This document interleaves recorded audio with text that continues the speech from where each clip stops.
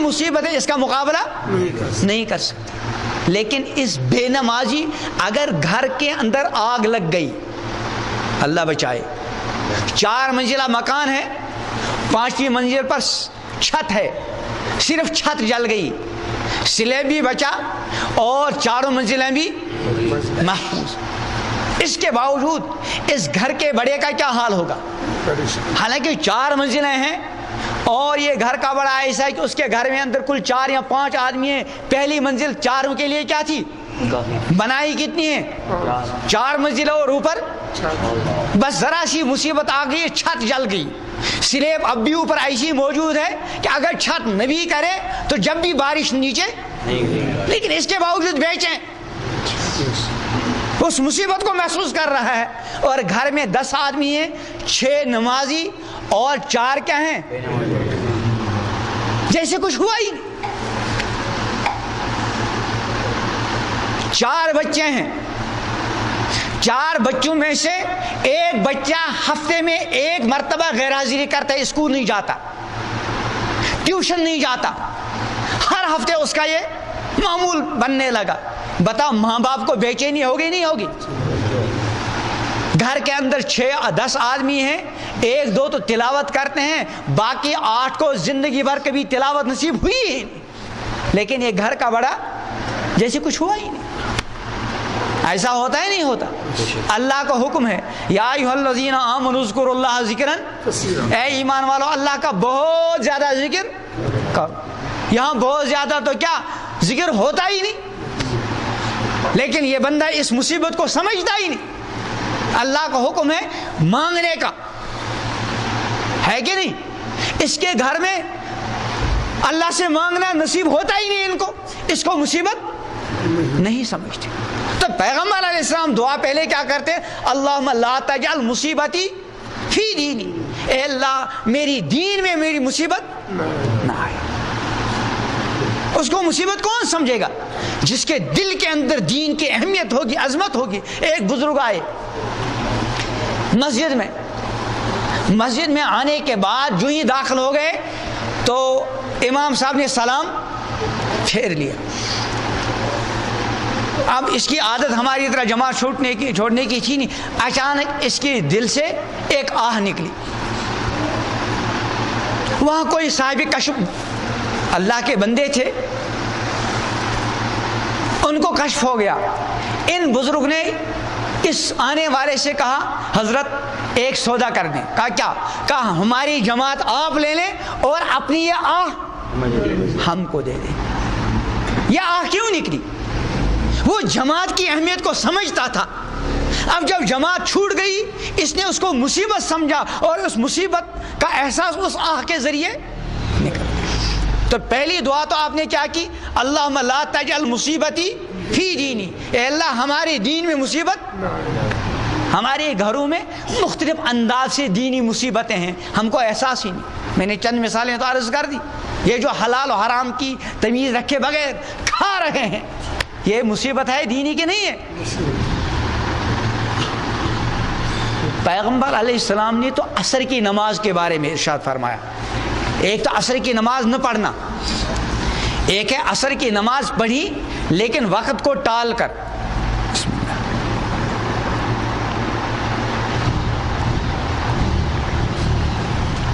आपने इरशाद फरमाया कि किसी बंदे का असर की नमाज को वक्त से टाल कर पढ़ना,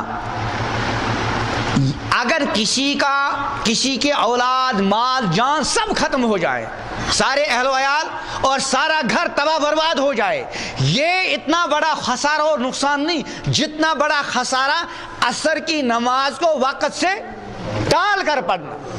और यहाँ तो रोजाना नमाजें शाम को एक साथ 4-5 पढ़ ली, कितनी बड़ी मुसीबत, लेकिन इसको एहसास भी नहीं कि मैं किसी मुसीबत में मुब्तला हूँ। तो फरमाया अल्लाहुम्मा ला तजअल मुसीबती।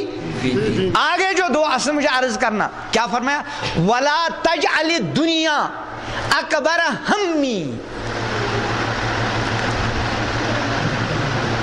इरादा, आदमी जब करता है ना इरादा, किसी काम के अंदर बारे में मामूली इरादा, किसी काम के अंदर दरमियानी, किसी काम के अंदर سب سے بڑا ارادہ آپ نے کیا فرمایا؟ اللہم ولا تجعل الدنیا اکبر ہمی، میری توجہ کا مرکز دنیا کو نہ بنانا، میری توجہ کا مرکز دنیا۔ ہماری توجہ کا مرکز دنیا بن چکی ہے کہ نہیں؟ میں اکثر عرض کیا کرتا ہوں، بچہ بھی 2.5 سال کا ہے، ماں باپ کو فکر سوار ہو گئی کہ کس اسکول میں، اب 3 مہینے اور رہ گئے، کس اسکول میں اپنے بچے کا داخلہ کرا، فکر ہوتی ہے کہ نہیں؟ سرکاری اسکول جگہ جگہ ہیں، لیکن کوئی سرکاری اسکول میں بھیجتا نہیں بچوں کو، حالانکہ وہاں فیس بھی نہیں، بلکہ اب تو مدرسے والوں کو دیکھ کر حکومت والوں نے کیا کر لیا کہ مدرسے والے جو ہیں اپنے مدرسوں میں زکوٰۃ وغیرہ کا پیسہ جمع کرتے ہیں بیچارے، اور جو بچے حفظ کرتے ہیں، عربی پڑھتے ہیں، دینی ان کے کھانے پینے کا کیا کرتے ہیں انتظام۔ اسکول والوں نے بھی سرکاری اسکولوں میں دال چاول کا کیا کر لیا ہے نہیں، لیکن پھر بھی عام لوگ اپنے بچوں کو وہاں۔ اس کے برعکس پرائیویٹ اسکولوں میں بعض جگہ 1 لاکھ ایڈمیشن فیس، 50,000 30,000 20,000 تو عام معمول ہے ہی، پھر ماہانہ اسکول کی فیس اور پھر ٹرانسپورٹ کی فیس، یہ سب کے سب دینے کے لیے کیا ہوتے ہیں۔ اور 3 سال کا بچہ آج ایڈمیشن ہو گیا، کل بچے کو کہاں جانا ہے؟ اسکول، رات چھوٹی ہے کہ نہیں؟ آج تک گھر کے سارے بڑے دیر سے اٹھتے تھے، اب جو بچے کا داخلہ ہو گیا، کل بچے کو 6 بجے مثلا اسکول پہنچانا ہے، کل تک گھر کے بڑے 7 بجے کہاں سے اٹھتے تھے؟ بستر سے، لیکن آج بچے کو 6 بجے کہاں پہنچانا ہے؟ یہ جو کل 7 بجے اٹھ گئے تھے کتنے بجے اٹھ جائیں گے؟ 4 بجے اٹھ چکے ہوں گے۔ راتوں رات سارے گھر کے اندر کیا آ گیا؟ انقلاب آ گیا، اور اس 3 سالہ بچے پر ظلم شروع ہو گیا۔ یہ ظلم ہے کہ نہیں بھائی؟ 11 بجے تو سوتے ہیں، وہ بھی اگر گھر میں ٹی وی کی بیماری، اور اگر ٹی وی کا معاملہ ہو پھر تو 12-1 بجے کئی نمبر آتا ہے۔ اب اگر 11 بجے بھی سو گیا، صبح 4 بجے اٹھ گیا، کتنے گھنٹے ہو گئے؟ اب ایک بچے کے لیے، معصوم بچے کے لیے 5 گھنٹے کہاں کافی؟ اس کی آنکھیں نہیں، زبردستی ماں باپ اس کو اٹھا رہے ہیں اور بچہ رو رہا ہے، روتے روتے ماں نے بچے کو گاڑی میں ڈال دیا اور خود چلی گئی۔ اب ارادہ کیا کر لیا کہ اب تو 25-30 سال تک بچے کو پڑھانا ہی پڑھانا ہے۔ ایسا ہوتا ہے نہیں، میں پڑھانے کی مخالفت نہیں کر رہا ہوں، وقت کی ضرورت ہے۔ اس کے بعد بچہ ابھی پڑھنے سے فارغ ہوا ہی، اب فوراً فکر دامنگیر ہے کہ کب ہمارے بچے کو اچھی سے اچھی ملازمت۔ دیکھو اپنے بچے کی ساری زندگی دنیا کے بدلے میں بھیج دی نہیں، 30 سال 25 سال بچے کے لگائے، اس کے بدلے میں اس کو کیا ملی؟ ڈگری۔ یہ ڈگری دنیا ہے کیا آخرت ہے نا؟ پھر 25-30 سال لگائے، اس میں اس نے کیا کمایا؟ کچھ مال کا، انہیں ساری زندگی بچے کی کس پر لگائی؟ دنیا پر۔ 60 سال کا 50 سال کا باپ بن گیا، ابھی تک کلمے کے الفاظ بعض مرتبہ صحیح یاد، نماز کی پابندی نہیں۔ تو پیغمبر علیہ السلام نے کیا دعا کی؟ اللہم لا تجعل الدنیا اکبر ہمی ولا مبلغ علمی، میرے علم کا منتہا یا اللہ دنیا کو، ولا غایت رغبتی، اور میری رغبت کی انتہا کس کو نہ بنانا؟ دنیا کو۔ ہمارا معاملہ یہ ہے کہ نہیں ہے؟ تو ایک تو پیغمبر علیہ السلام کا دنیا کے ساتھ تعلق، آپ کی ان مبارک دعاؤں کی روشنی میں اور اس حدیث کی روشنی میں ہم کو یہ پتہ چل رہا ہے کہ پیغمبر علیہ السلام کا دنیا کے ساتھ بس ایک ضرورت کی حد تک کیا تھا؟ تعلق تھا۔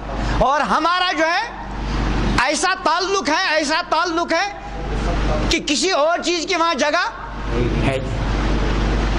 اس کے برعکس امام الانبیاء حضرت محمد عربی علیہ السلام کا اللہ کے ساتھ کیا تعلق تھا اور ہمارا کیا ہے؟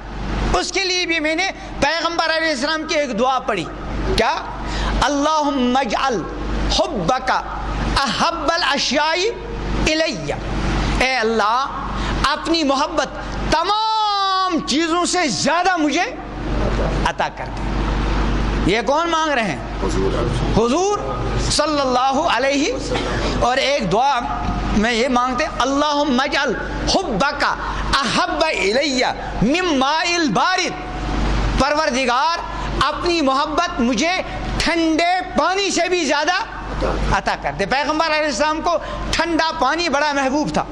حضور علیہ السلام کھانے پینے کے سلسلے میں کسی خاص چیز کا اہتمام جو اللہ پاک کی طرف سے میسر ہوا وہ تناول فرما لیا. بلکہ یہاں تک آیا ہے روایات میں کہ پیغمبر علیہ السلام نے پوری زندگی کبھی بھی 2 وقت پیٹ بھر کر کھانا تناول نہیں فرمایا. جو کچھ میسر ہوا پسند آیا تو تناول فرما لیا, پسند نہیں آیا تو اس میں عیب بھی. لیکن پانی کے سلسلے میں پیغمبر علیہ السلام اہتمام کے ساتھ ٹھنڈا پانی منگاتے تھے. ہمیں تو ٹھنڈے پانی کی قدر ہوتی ہی نہیں. جب باہر جاتے ہیں دوسری ریاستوں میں یا دوسرے ممالک میں جن کو اللہ نے حرمین شریفین کی زیارت نصیب کی ہوگی, اللہ سب کو بار بار نصیب فرمائے, وہاں جو ٹھنڈا پانی آدمی کو پینے کو ملتا ہے اس وقت اس ٹھنڈے پانی کی کیا آتی ہے قدر. ہمارے بزرگوں میں حاجی امداد اللہ صاحب مہاجر مکی رحمہ اللہ تھے, ان کے مرید تھے حکیم الامت حضرت مولانا اشرف علی تھانوی رحمہ اللہ.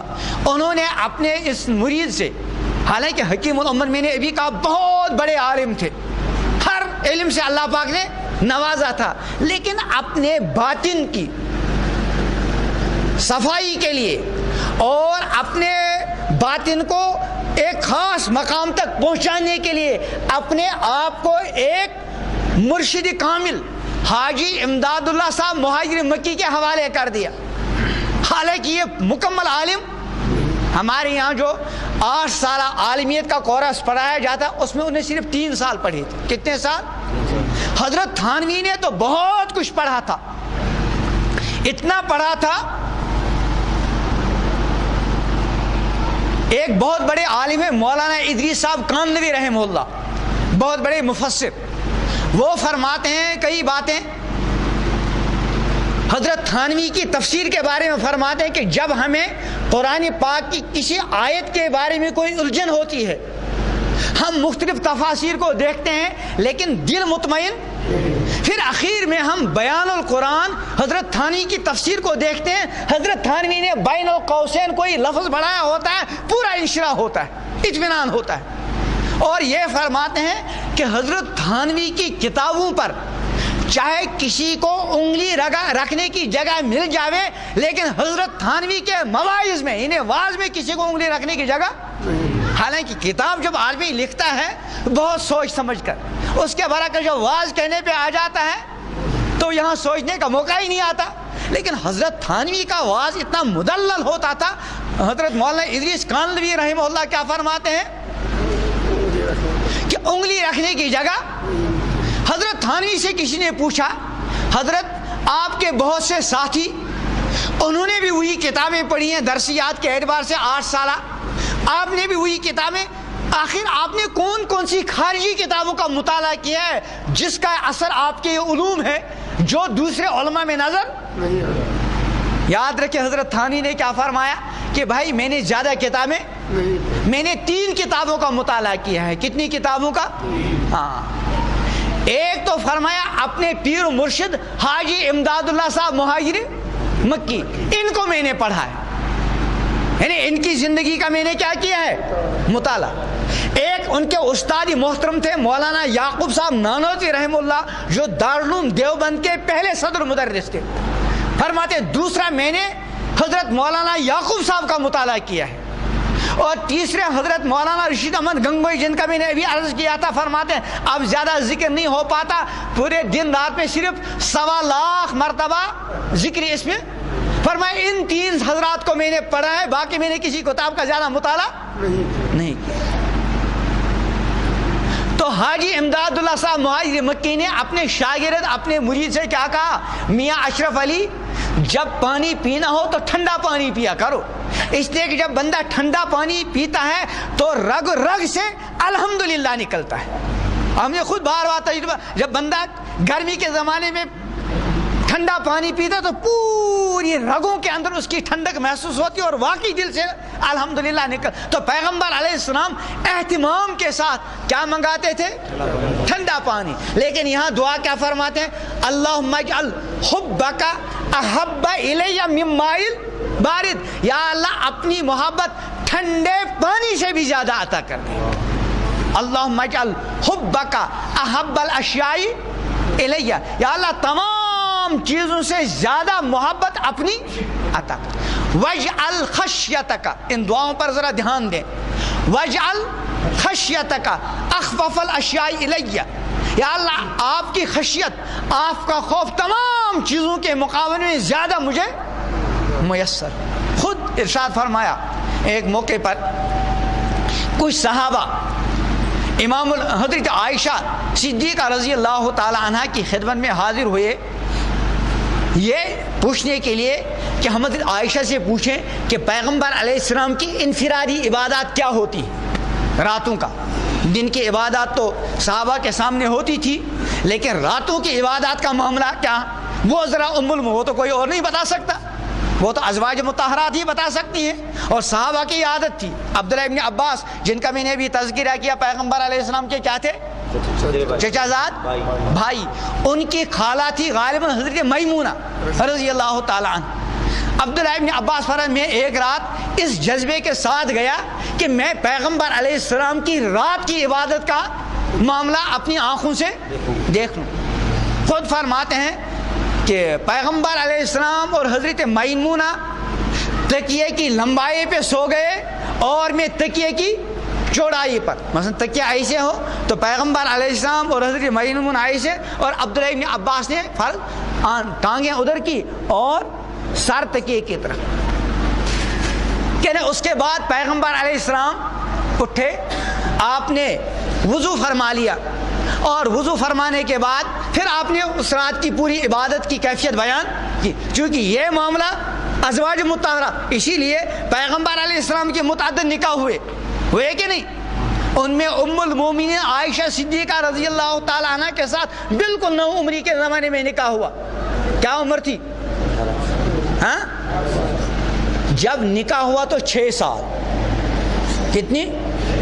اور جب پیغمبر علیہ السلام کے گھر میں رخصتی ہوئی تو 9 سال. اور جو پیغمبر علیہ السلام نے دنیا سے پردہ فرما لیا تو 18 سال.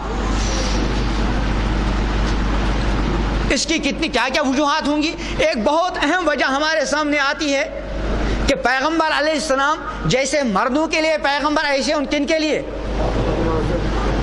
اور بہت سی چیزیں ایسی ہیں جو بیویوں ہی کے ذریعے امت تک پہنچ سکتی. اسی لیے بڑے بڑے صحابہ کو بعض مرتبہ کسی مسئلے میں الجھن ہوتی تھی، کوئی صریح ارشاد سامنے نہیں ہوتا تھا. بڑے بڑے صحابہ ام المومنین عائشہ صدیقہ رضی اللہ تعالی عنہ کی طرف کیا فرماتے؟ رجوع فرماتے. حضرت عائشہ کے سامنے پیغمبر علیہ السلام کی وہ 9 سالہ صحبت کا زمانہ، اس کی روشنی میں ام المومنین حل پیش فرماتی تھی. صحابہ کیا ہوتے تھے؟ بہرحال یہ صحابی حاضر ہوئے اور حضرت عائشہ سے پوچھا ہمیں ذرا پیغمبر علیہ السلام کی رات کی عبادت بتائیں. صحابہ یہ سمجھے شاید پیغمبر علیہ السلام ہمیشہ پوری رات کیا رہتے ہوں گے؟ بیدار، اور ہمیشہ کیا رہتے ہوں گے؟ اکثر روزے سے. حضرت عائشہ صدیقہ رضی اللہ تعالی عنہ نے فرمایا کہ پیغمبر علیہ السلام کی رات کا معمول یہ تھا. روایت میں آتا ہے کہ اگر آپ پیغمبر علیہ السلام کو رات کے اندر سوتا ہوا دیکھنا چاہتے تو سوتے ہوئے ملتے، اور اگر آپ پیغمبر علیہ السلام کو نماز کی حالت میں دیکھنا چاہتے تو وہ بھی ملتے. یعنی رات کا کچھ حصہ آپ کیا فرماتے؟ آرام. اور رات کا کچھ حصہ کیا فرماتے؟ اللہ کے بعد خود قرآن کا حکم ہے یا ایھا المزمل قم اللیل الا قلیلا نصفہ او انقص منہ قلیلا او زد علیہ ورتل القرآن واذکر اسم ربک وتبتل الیہ تبتیلا. تو ام المومنین نے پیغمبر علیہ السلام کی انفرادی عبادت کو بیان کیا. صحابہ کو اپنی جگہ جو ان کا گمان تھا کہ پیغمبر علیہ السلام پوری رات بیدار رہتے ہوں گے اور ہمیشہ نفلی روزے رکھتے ہوں گے، لیکن ویسا معاملہ تھا نہیں. تو ان کو لگا کہ یہ کیا ہے؟ کم. اور نے یہ سوچا پیغمبر علیہ السلام کو تو مقام تو کیا کہنا، کہاں آپ کا ایک سجدہ، کہاں ہماری زندگی بھر کی نمازیں ہمارے لیے اتنا کافی نہیں۔ اس لیے ایک نے یہ ارادہ کہ میں تو کبھی سوؤں گا ہی نہیں، دوسرے نے کہا میں کبھی افطار کروں، ہمیشہ کیا رکھوں گا، پیغمبر علیہ السلام کو یہ اطلاع پہنچی، آپ نے ان کو بلایا اور پوچھا کیا تم نے یہ کہا ہے؟ پیغمبر اس میں تحقیق کرتے تھے۔ ایک صحابی ہے عبداللہ ابن عمر ابن العاص رضی اللہ تعالیٰ عنہ، ان کے اندر عبادت کا ذوق تھا، ہمیشہ روزہ رکھتے تھے۔ پیغمبر علیہ السلام نے ان کو بلوایا اور فرمایا کہ تمہاری شکایت ہے، ہمارے یہاں شکایت جائے گی تو کس کی؟ میرا بچہ نماز نہیں پڑھتا، رمضان کے روزے نہیں رکھتا۔ وہاں شکایت یہ نہیں تھی، وہاں شکایت کیا تھی کہ تم مسلسل روزے رکھتے ہو۔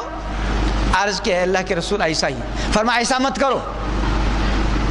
پھر میں آپ فرمائے کیا کروں؟ آپ نے فرمایا ایام بیس کے روزے رکھا کرو، انہیں رمضان کے علاوہ ایام بیس کے روزے ہر مہینے کی چاند کی تاریخ کی 13، 14 اور ایام بیس۔ عبداللہ ابن عمر ابن العاص فرماتے اے اللہ کے رسول یہ تو میرے لیے کافی نہیں، مجھے کچھ اور چاہیے۔ حضور علیہ السلام فرماتے ہیں پھر ایسا کر لو کہ ایک دن روزہ رکھا کرو اور 2 دن افطاری، میں ہر مہینے کے کتنے روزے؟ 10 اور 20 دن افطار، یعنی نفلی روزے مرا رمضان کا مرا۔ انہیں عرض کیا اللہ کے رسول اس سے میرا کام میں اور زیادہ چاہتا ہوں۔ آپ نے فرمایا پھر ایسا کر لو ایک دن روزہ رکھو اور ایک دن کیا کرو؟ افطار۔ اور یہ ہے سومی داؤد علیہ السلام کے روزے رکھنے کا طریقہ یہی تھا۔ آپ نے فرمایا اللہ کے رسول میں تو اس سے بھی افضل چاہتا ہوں۔ آپ نے اس سے افضل کچھ نہیں۔ تو بہرحال وہ صحابی آئے اور انہیں عرض کیا اللہ کے رسول ہاں ہم نے ایسا کہا ہے، تو آپ نے ارشاد فرمایا کہ میں تم میں سب سے زیادہ اللہ سے ڈرنے والا ہوں۔ میں نے جو حدیث پڑھی تھی وَاجْعَلْ خَشْيَتَكَ أَخْفَفَ الْأَشْيَاءِ عِنْدِي، سب سے زیادہ خشیت آپ کی ہو۔ تو تھے پیغمبر علیہ السلام خشیت والے۔ تیسری دعا جو آپ نے کی اس کو ذرا توجہ سے سنیے، کیا فرمایا؟ اللہم اجعل حبک احب الاشیاء الی واجعل خشیتک اخفف الاشیاء واقطع عنی حاجات الدنیا بالشوق الی لقائی۔ اے پروردگار اپنی ملاقات کا شوق مجھ پر ایسا غالب کر دے کہ دنیاوی حاجات کا میرے ساتھ کوئی معاملہ ہی نہ رہے۔ واقطع عنی حاجات، قطع کر دے دنیاوی حاجات مجھ سے۔ وقت انی حاجات کی دنیا، کیسے؟ بالشوق الی لقائک، آپ کی ملاقات کے شوق کے غلبے سے۔ جب آدمی کو کسی کی ملاقات کا شوق بہت غالب آ جاتا ہے تو دوسری چیزوں کا کیا ہے؟ دوسری چیزوں کا کی طرف دھیان۔ تو اللہ کے پیغمبر علیہ السلام نے اللہ سے یہی مانگا کہ اپنی ملاقات کا شوق ایسا غالب کر دے کہ دنیاوی چیزوں کے ساتھ میرا تعلق۔ اور ایک آخری چیز جو آپ نے ارشاد فرمائی، کیا فرمایا؟ وَإِذَا أَقْرَرْتَ أَعْيُنَ أَهْلِ الدُّنْيَا مِن دُنْيَا، کہ اے اللہ جب آپ دنیا داروں کی آنکھوں کو ٹھنڈا کریں ان کی دنیا دے کر، جس کے اندر دنیا کے طلب ہو اس کو دنیا ملنے سے آنکھوں میں کیا ہے؟ ٹھنڈک محسوس ہوتی ہے، انہیں سکون ملتا ہے بعض مرتبہ اس کو۔ حالانکہ ایمان والے کو قلبی سکون نہیں ملے گا۔ ابھی مولوی سجاد صاحب فرما رہے تھے، بلکہ قرآن میں ہے الذین آمنوا تطمئن قلوبہم بذکر اللہ، ایمان والوں کو اطمینان کس سے ہوتا ہے؟ اللہ کے ذکر سے۔ اس کے بعد اللہ کیا ارشاد فرماتی ہے، اس کو توجہ سے سنیے، الا خبردار یاد رکھو، بذکر اللہ، اللہ کے ذکر ہی سے۔ اس کو کہتے ہیں عربی میں حصر، جیسے ایاک نعبد، ایک ہے نعبدو کا، ایک کیا ہے؟ نعبدو کا، ایک ہے ایاک نعبدو۔ یہ نعبدو کا اس میں 3 چیزیں، ایک ہے فعل، فعل سمجھتے ہو نا، کام، ایک ہے کام کرنے والا، ایک ہے کام کا جس پر کیا پڑے؟ اثر پڑے، ہے نا۔ میں نے کھانا کھایا، ایک ہے کھانے والا، یہ ہو گیا فاعل۔ ایک ہے کھانا، یعنی جو آدمی کھانے کا عمل کر رہا ہے اس کو کیا کہیں گے؟ فعل۔ ایک ہے جس چیز کو کھایا جا رہا ہے اس کو کیا کہیں گے؟ مفعول۔ عربی ترتیب کا ضابطہ یہ ہے کہ پہلے فعل آئے اس کے اندر فاعل آئے، اس کے بعد کیا آئے؟ مفعول۔ اس لیے ہونا چاہیے تھا نعبدو کا، نا، اور ہونا چاہیے تھا نستعینو کا، ہاں، لیکن یہاں کیا آیا؟ ایاک، یعنی مفعول کو پہلے لائے، وَإِيَّاكَ نستعین۔ اس میں حصر ہے، کیا مطلب؟ اگر نعبدو کا ہوتا تو ترجمہ کہتے ہیں ہم تیری عبادت کرتے ہیں، لیکن جو پہلے لائے تو اب کیا مطلب؟ ہم تیری ہی عبادت کرتے ہیں، کسی اور کی۔ وَإِيَّاكَ نستعین، تجھ ہی سے مدد مانگتے ہیں، کسی اور سے ہے نا۔ ایسے اللہ کیا فرماتے ہیں؟ اللہ، خبردار یاد رکھو، بذکر اللہ، اصل ہونا چاہیے تھا تطمئن القلوب بذکر اللہ۔ کیا مطلب ہوتا؟ اللہ کے ذکر سے دلوں کو کیا ہوتا ہے؟ اطمینان۔ لیکن اللہ نے بذکر اللہ کو پہلے لایا، حالانکہ ضابطے کے اعتبار سے کہاں لانا چاہیے؟ بعد میں۔ یہ اس میں فائدہ کیا ہوتا ہے؟ عربی جو گرامر پڑھتے ہیں ان کو معلوم ہے، اس کا فائدہ حصر کا کیا مطلب؟ اللہ بذکر اللہ تطمئن، یاد رکھو اللہ کے ذکر ہی سے۔ اگر یوں کہتے اللہ تطمئن القلوب بذکر اللہ تو یہ ہوتا کہ اللہ کے ذکر سے دلوں کو کیا ہوتا ہے؟ اطمینان۔ کسی اور چیز سے بھی ہوتا ہوگا، اس کی نفی نہ ہوتی، لیکن جب کہہ دیا اللہ بذکر اللہ تطمئن القلوب تو اب مطلب کیا؟ یاد رکھو اللہ کے ذکر ہی سے، کسی اور چیز سے نہیں۔ تو پیغمبر علیہ السلام کیا فرماتے ہیں؟ وَإِذَا أَقْرَرْتَ أَعْيُنَ أَهْلِ الدُّنْيَا مِنْ دُنْيَاهُمْ، یا اللہ جب دنیا داروں کی آنکھوں کو آپ ٹھنڈا کریں، کس کے ذریعے؟ ان کو دنیا دے کر۔ فَأَقْرِرْ عَيْنِي مِنْ عِبَادَتِكَ، یا اللہ میری آنکھوں کو ٹھنڈا کر اور مجھے آنکھوں کی ٹھنڈک عطا کر اپنی عبادت کے ذریعے۔ اور آپ نے خود بھی ارشاد فرمایا جب پیغمبر علیہ السلام دعا کریں تو اس کی قبولیت میں کوئی شک ہے؟ چنانچہ آپ نے خود ارشاد فرمایا جعلت قرۃ عینی فی الصلاۃ، میری آنکھوں کی ٹھنڈک کس میں بنائی گئی؟ نماز میں۔ ہمیں نماز بھاری لگتی۔ میں کل ایک جگہ عرض کر رہا تھا کہ نماز کا مقام اللہ کے یہاں کیا ہے، دین اسلام میں نماز کا مقام کیا ہے کہ پیغمبر علیہ السلام کے زمانے میں، صحابہ کے زمانے میں بغیر نماز کے تو ایمان مانا ہی نہیں جاتا تھا۔ اسی لیے اس زمانے میں جو منافق ہوتے تھے، ایک ہے عام کافر جو کھلا ہوا کیا ہے؟ کافر۔ ایک ہے منافق کہ اندر سے تو ہے وہ کافر، لیکن مسلمانوں کو دھوکہ دینے کے لیے کیا پڑھتے تھے؟ کلمہ، تاکہ مسلمان ہم کو کیا سمجھے؟ مسلمان۔ اس سے دنیوی فوائد حاصل کرنے مقصود ہوتے تھے اور دنیوی مضروں سے بچنا مقصود ہوتا تھا، ایمان ان کے یہاں نہیں تھا۔ نفاق اس کو کہتے ہیں، ایک ہے عملی نفاق، ایک ہے اعتقادی نفاق۔ وہ اعتقادی نفاق تھا، عملی نفاق تو مسلمانوں میں بھی ہوتا ہے، اللہ بچائے۔ چنانچہ ایک روایت میں ہے کہ جس آدمی کے اندر 4 خصلتیں ہوں وہ اس کے اندر کھلم کھلا نفاق ہے۔ اس میں وعدہ کرے تو توڑ دے، بات کرے تو جھوٹ بولے، لڑائی جھگڑے کا معاملہ موقع آ جائے تو گالیاں بکنے لگے، اس کے پاس کوئی امانت رکھ دی جائے تو بھائی اس کے اندر 4 خصلت ہو تو کھلم کھلا کیا ہے؟ یعنی عملی منافق۔ اور جس کے اندر کوئی ایک خصلت ہو اس کے اندر نفاق کی ایک خصلت۔ بہرحال ایک ہے عملی نفاق، ایک کیا ہے؟ اعتقادی۔ اس زمانے میں اعتقادی منافق ہوتے تھے، مسلمانوں کو دھوکہ دینے کے لیے وہ کلمہ پڑھتے تھے، لیکن منافق ہونے کے باوجود ان کو نماز چھوڑنے کی ہمت نہیں۔ کیوں؟ اس لیے کہ وہ سمجھتے تھے کہ اگر ہم نے کلمہ پڑھ لیا اور نماز نہیں پڑھی تو ہمیں مسلمان نہیں سمجھا جائے گا، کیونکہ اس زمانے میں تصور ہی نہیں کیا جا سکتا کہ ایک آدمی مسلمان ہو گیا اور پھر نماز نہ پڑھے، یہ سوچا بھی نہیں جا سکتا۔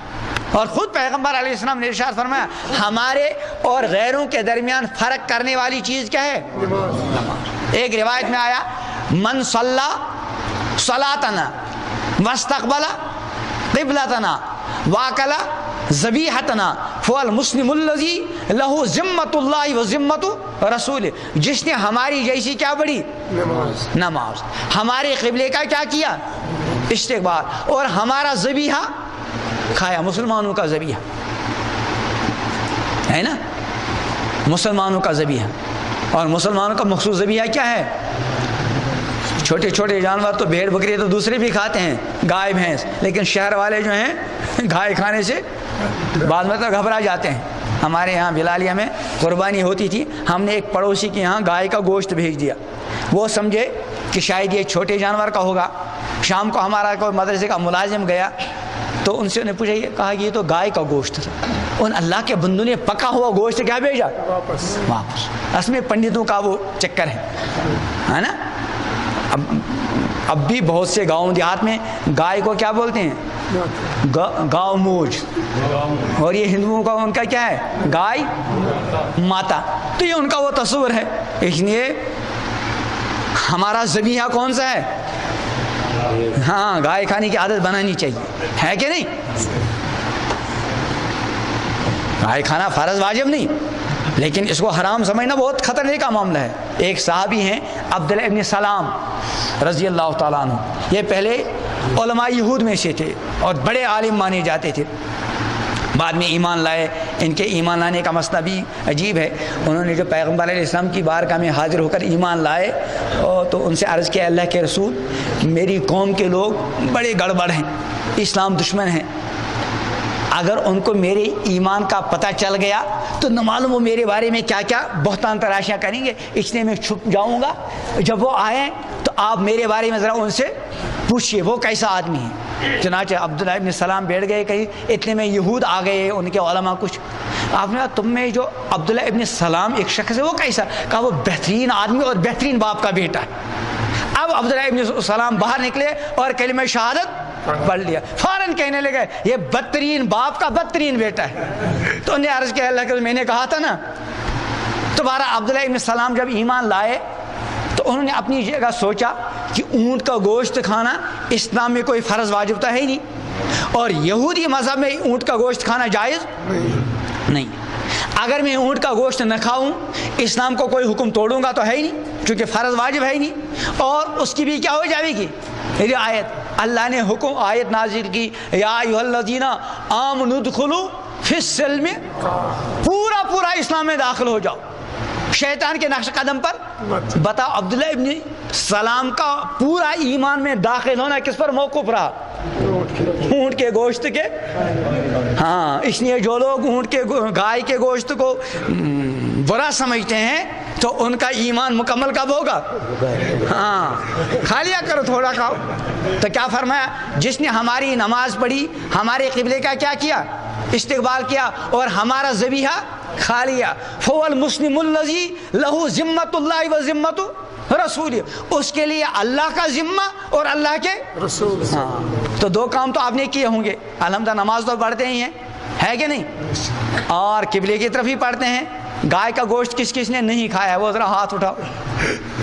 جس نے نہیں کھایا، اچھا جس نے کھایا وہ اٹھاؤ ہاتھ۔ ٹھیک ہے، دیکھو نہ اٹھانے والے آپ ظاہر ہو گئے، تو اب وہ تھوڑا سا کھائیں گے انشاءاللہ۔ کھاؤ گے؟ تو بہرحال نماز کا معاملہ بڑا اہم ہے۔ تو پیغمبر علیہ السلام کیا فرماتے ہیں؟ جعلت قرۃ عینی فی الصلاۃ، میری آنکھوں کی ٹھنڈک کس میں بنائی گئی؟ لیکن ہم کو نماز کیا لگتی ہے؟ بھاری۔ اللہ معاف کرے، یہ بھاری لگنا اصل میں منافقون والا معاملہ ہے۔ قرآن نے، دیر ہوئی بس مختصر اور تھوڑا سا، قرآن پاک نے نماز کے اعتبار سے لوگوں کی 3 قسمیں کی ہیں۔ کتنی؟ اس کو سن کر ذرا اپنے گھر کا محاسبہ کریں۔ ایک فرمان اقیموا الصلاۃ ولا تکونوا من المشرکین، نماز قائم کرو مشرک مت بنو۔ گویا کہ نماز قائم نہ کرنا کن کا کام ہے؟ تو کوئی کہے بھائی فلاں کام کرو، فلاں لوگوں کی طرح مت ہو جاؤ، ہے کہ نہیں؟ تو فرمایا نماز قائم کرو، مشرکوں کی طرح مت بنو۔ گویا کہ نماز نہ پڑھنا کن کا کام ہے؟ مشرکوں کا۔ نماز پڑھ رہا ہے لیکن سستی کے ساتھ کبھی پڑھ لی کبھی نہیں پڑھ لی، کہا یہ منافقوں کا عمل ہے۔ قرآن نے ارشاد فرمایا ان المنافقین یخادعون اللہ وخادعهم واذا قاموا الى الصلاۃ قاموا کسالى۔ منافق اگر نماز کبھی کھڑے ہوتے بھی ہیں تو سستی کے ساتھ، کیونکہ وہ کس لیے پڑھتے ہیں؟ مسلمانوں کو دھوکہ دینے کے لیے۔ یہ تو ہو گئے دو۔ تیسرا کیا ہے؟ مسلمان۔ فرمایا نماز کے بارے میں قد افلح المؤمنون الذین هم فی صلاتهم خاشعون، خوش و خضوع کے ساتھ، والذین هم علی صلاتهم یحافظون، نمازوں کی حفاظت، والذین هم علی صلاتهم دائمون، مداومت، ان الصلاۃ کانت علی المؤمنین کتابا موقوتا، وقت کی پابندی۔ تو منافقوں پر نماز بھاری، لیکن بھاری گزرنے کے باوجود پڑھتے تھے۔ ایک حدیث میں آتا ہے کہ منافقوں پر سب سے زیادہ بھاری جو عمل گزرتا ہے وہ فجر اور عشاء کی حاضری۔ آج مسلمانوں پہ گزر رہا، بھاری نہیں گزر رہا بھائی، بھاری گزرتا نہیں۔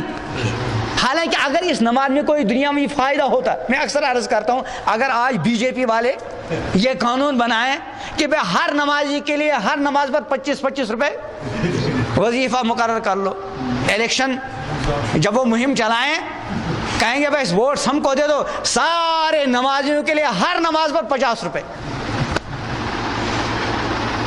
تو مجھے لگتا ہے شاید سارے کے سارے ان کو ووٹ دیں۔ کس وجہ سے؟ اور سارے کے سارے کیا بن جائیں گے؟ نمازی۔ کس لیے؟ کسی کو بھاری نہیں گزرے گا، چھوٹے چھوٹے بچے کہاں آ جائیں گے؟ مسجد میں۔ لیکن آخرت کے لیے بھاری گزر رہی۔ یہ اصل میں وہ آخرت کو جو تصور ہونا چاہیے وہ نہیں۔ یہ قرآن نے ارشاد فرمایا وَإِنَّهَا، یقیناً وہ یعنی نماز، لَكَبِيرَةٌ، البتہ بھاری ہے۔ نماز یقیناً کیا ہے؟ بھاری ہے۔ لیکن کن لوگوں پر بھاری نہیں؟ اللہ، نماز ہر کسی پر بھاری ہے، اللہ مگر علی الخاشعین، ان خشوع خضوع کے ساتھ نماز پڑھنے والوں پر بھاری نہیں، الذین، جن کو یہ یقین ہے، انہم ملاقو ربہم، انہیں اپنے رب سے کیا کرنی ہے؟ ملاقات، وانہم الیہ راجعون، اور انہیں اپنے رب کی طرف کیا جانا ہے؟ واپس۔ ان پر بھاری نہیں ہے۔ اب جو بھاری گزرتی ہیں اس کا مطلب اندر کا جو یقین ہے اس یقین پر دھول بیٹھی ہوئی۔ یہ تو نہیں کہیں گے کہ یقین نہیں ہے، اگر یقین ہے تو پھر ایمان ہی نہیں۔ اور مسلمان کے بارے میں ہم یہ نہیں کہیں گے، البتہ یہ کہیں گے کہ اس یقین کے اوپر کیا بیٹھا ہے؟ وجہ کیا ہے کہ پورے دل پر قبضہ کس نے جما رکھا ہے؟ دنیا کی محبت نے۔ اور حدیث میں آیا حب الدنیا رأس کل خطیئہ، حب الدنیا، تمام خطاؤں کی جڑ کیا ہے؟ دنیا کی محبت، ساری خطاؤں کی جڑ اور بدترین بیماری۔ بہرحال میں دور پہنچ گیا۔ میں نے شروع میں آیت پڑھی تھی کہ لقد کان لکم فی رسول اللہ اسوۃ، پیغمبر علیہ السلام کی مبارک زندگی میں ہم سب کے لیے کیا ہے؟ بہترین نمونہ۔ اس وقت میں نے دو چیزیں بیان کی، ایک پیغمبر علیہ السلام کا دنیا کے ساتھ تعلق، کتنا آپ نے کیا فرمایا کہ کسی سائے کوئی سوار جا رہا تھا، راستے میں کوئی سائے دار درخت تھا، گرمی لگی، تھوڑی دیر وہاں سایہ لے لیا، پھر آگے چل پڑا اور درخت کو کیا چھوڑا؟ تو ظاہر بات ہے اس کے ساتھ کیا تعلق ہوگا؟ کوئی بلڈنگ نہیں بنائے گا، بنگلہ نہیں بنائے گا، کچھ تھوڑی دیر کے لیے سستا لیا آگے چل دیا۔ اسی طرح آپ کا دنیا کے ساتھ بس ضرورت کے حد تک کیا تھا؟ تعلق۔ اور یہی شان کس کی ہے؟ مسلمانوں کی ہونی چاہیے۔ اور دوسری بات کیا میں نے عرض کی کہ اللہ تعالیٰ کی محبت سب سے زیادہ غالب۔ ہم بھی ارادہ کریں گے کہ انشاءاللہ آج کے بعد ہم دنیا کے ساتھ ضرورت کا تعلق رکھیں گے، ضرورت کا، اور اصل تعلق کس کے ساتھ رکھیں گے؟ اپنے اللہ کے ساتھ، امام الانبیاء حضرت محمد عربی علیہ السلام کے ساتھ، دین اسلام کے ساتھ، آخرت کے ساتھ، اللہ کے دوستوں کے ساتھ، اولیاء اللہ کے ساتھ، بزرگان دین کے ساتھ۔ اللہ تعالیٰ مجھے بھی نصیب فرمائے، آپ حضرات کو بھی نصیب فرمائے۔ اللہم لک الحمد ولک الشکر ولک الثناء الحسن۔ اللہم صلی علی سیدنا محمد وعلی آل سیدنا محمد واصحاب سیدنا محمد وبارک وسلم۔ اللہم لا تجعل مصیبتنا فی دیننا، اللہم لا تجعل مصیبتنا فی دیننا ولا تجعل الدنیا اکبر ہمنا ولا مبلغ علمنا ولا غایت رغبتنا ولا تنزع عنا صالح ما آتیتنا۔ اللہم اجعل حبک احب الاشیاء الینا واجعل خشیتک اخفف الاشیاء عندنا واقطع عنا حاجات الدنيا بالشوق إلى لقائك وإذا أقررت أعين أهل الدنيا من دنياهم اللهم فأقرر أعيننا من عبادتك اللهم فأقرر أعيننا من عبادتك یا اللہ یہ تیرے بندے بہت دیر سے تیرے گھر میں آ کر اللہ تیرے دین کی بات سن رہے ہیں، تیرے محبوب حضرت محمد عربی صلی اللہ علیہ وسلم کا مبارک تذکرہ سن رہے ہیں۔ میرے اللہ اس جمع ہونے کو ہم سب کے لیے کامل مغفرت کا ذریعہ بنا دے، اپنی کامل رضا کا ذریعہ بنا دے، اے اللہ کامل ہدایت کا ذریعہ بنا دے، اپنی یا اللہ ذات کے ساتھ اور اپنے محبوب حضرت محمد عربی صلی اللہ علیہ وسلم اور آپ کے محبوب دین اسلام کے ساتھ اور آپ کی مقدس کتاب قرآن مقدس کے ساتھ اس مجلس کو ہم سب کے واسطے مضبوط تعلق کا ذریعہ بنا دے، مضبوط تعلق کا ذریعہ بنا دے، مضبوط تعلق کا ذریعہ بنا دے۔ میرے اللہ ہمارے حال پر رحم فرما، ہم سب کے اہل و عیال پر رحم فرما، پروردگار عالم پوری امت پر اور پوری انسانیت پر رحم فرما۔ پروردگار عالم جب تک دنیا میں زندہ ہیں یا اللہ ایمان پر قائم رکھ، ایمان پر قائم رکھ، ایمان پر قائم رکھ۔ میرے اللہ جب بھی بلاوا ہو یا اللہ ایمان کامل پر خاتمہ نصیب ہو، یا اللہ موت اور موت کے بعد آنے والی ساری منزلیں آسان فرما، ساری منزلیں آسان فرما۔ اے اللہ ہمیں زندگی کے ہر شعبے میں امام الانبیاء حضرت محمد عربی صلی اللہ علیہ وسلم کے مبارک نقش قدم پر یا اللہ چلنے کی توفیق عطا فرما۔ آپ ہی کے مبارک نقش قدم پر ہمیں زندہ رکھ، آپ ہی کے مبارک نقش قدم پر ہم سب کو اپنے اپنے وقت پر موت نصیب فرما، آپ ہی کے مبارک نقش قدم پر مرنے کے بعد دوبارہ زندہ ہو، اور آپ ہی کے مبارک نقش قدم پر اے اللہ ہمارا حشر ہو، آپ ہی کے قدم پر اے اللہ ہم پل صراط سے پار ہوں، اور آپ ہی کے مبارک نقش قدم پر قائم رہتے ہوئے ہم سب کو جنت عطا فرما کر اے اللہ اپنے دیدار سے مشرف فرما، اپنے محبوب حضرت محمد عربی صلی اللہ علیہ وسلم کا دنیا میں کامل اتباع نصیب فرما، آخرت میں آپ کا قرب عطا فرما، آپ کی شفاعت عطا فرما، آپ کی نزدیکی عطا فرما، آپ کے حوض کوثر سے ہم سب کے گھر والوں کو میرے عظیم اللہ سیرابی عطا فرما۔ میرے اللہ ہم اس مبارک مجلس میں آپ کے مبارک گھر میں اے اللہ تمام گناہوں سے توبہ کرتے ہیں آنکھ کے گناہوں سے، توبہ کرتے ہیں زبان کے گناہوں سے، توبہ کرتے ہیں کان کے گناہوں سے، توبہ کرتے ہیں ہاتھ پیر کے گناہوں سے، توبہ کرتے ہیں مال کی محبت کے گناہ سے، توبہ کرتے ہیں میرے اللہ دنیا کے ایسے تعلق کے گناہ سے، میرے اللہ جو تعلق تیرے نزدیک یا اللہ ممنوع ہے میرے اللہ، اور عہد کرتے ہیں کہ انشاءاللہ اب زندگی بھر 5 وقت نمازوں کی پابندی کریں گے، رمضان کے روزے رکھیں گے، قرآن کی تلاوت کرتے رہیں گے، آپ کا ذکر کرتے رہیں گے، آپ ہی سے مانگا کریں گے، آپ کے محبوب حضرت محمد عربی صلی اللہ علیہ وسلم پر درود و سلام بھیجا کریں گے۔